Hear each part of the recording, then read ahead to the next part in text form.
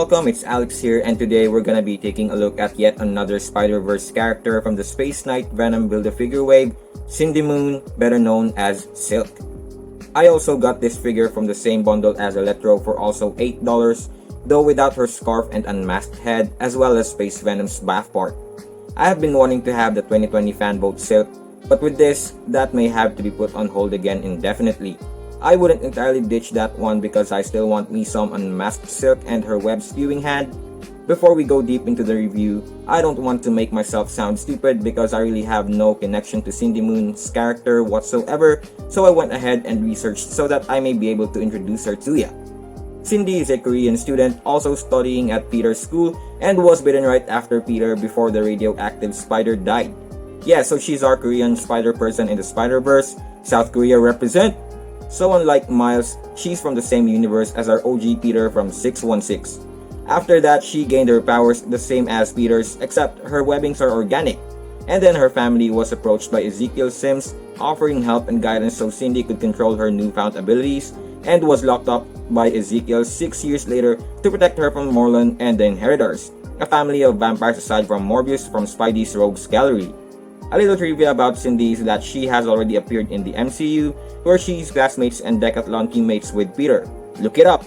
Enough about that, now let's take a closer look. For Cindy's accessories, we could have had an unmasked head and a scarf as well as Space Venom's left leg, but we have none of that crap, so I got nothing to show ya. For her aesthetics, Cindy is utilizing the same body mold as Kate Bishop from the Toys R Us exclusive 3-pack from 2016. Her hair is molded in black with some blue shading, and the wavy locks for her hair sculpt look really good. Paint apps to her face look good, I don't see any annoying smudges, and even though half of her face is covered, I can still see that she looks good underneath, kinda reminds me of Elektra. And then moving down to the body, this is just a basic Kate Bishop body mold, with none of any extra bells and whistles. Her body is molded entirely in black, which makes her costume's design painted. Though I may not be sure which storyline or how this costume was conjured up, because the well-known costume for Silk is...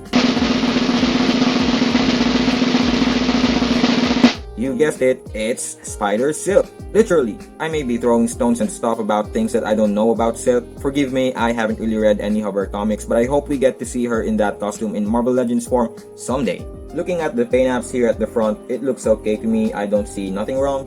The paint is continued all the way inside so it doesn't break up the design. Unfortunately, mine has a scratch on the right area, probably from posing, so watch out for that. The rest of the paint apps at the front looks clean enough for me, no issues at all. The same goes at the back.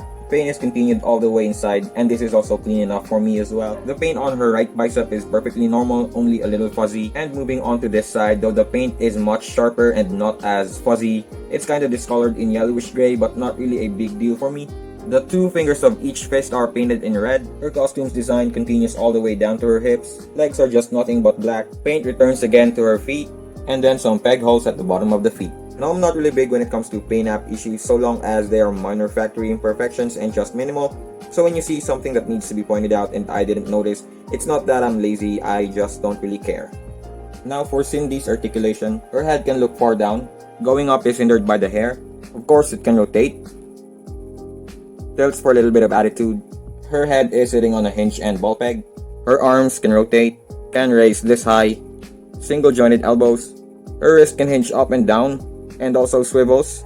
Ab crunches forward just a tiny bit, leans back, can kick forward, goes back a little bit. This spider person can only split that much. I know it's very disappointing. Thigh swivels, double jointed knees, foot hinges up, hinges down, and then a forward facing ankle rockers. Cindy Moon stands at a little over 6 inches tall. And here's how tall she stands with Peter and Jessica Drew. There's my review for Marvel Legends Silk. Even though I have no connection to the character at all, I still want to have some Silk in my collection, because similar to my Iron Man Hall of Armor collection, part of the goal is collecting Spider people in general. Yeah, she's in there along with Spider-B and the others. I really have no complaints about the figure. I will be honest if there are figures that would annoy me to hell in the future, just like my thoughts on the Marvel Select Black Widow. For Silk, I'm just thankful that I was able to get the original release for dirt cheap, even though it's incomplete. But this doesn't mean that I would not be getting the 2020 fanboat Silk someday, maybe at a discount. I still want the unmasked head on my display, as well as the alternate web flipping hand. Thanks for watching my review for Cindy Moon, better known as Silk. Please click like if you like this video, subscribe if you like watching Marvel Legends action figure reviews and other stuff, and as always, thank you for watching. I'll be seeing you on the next video.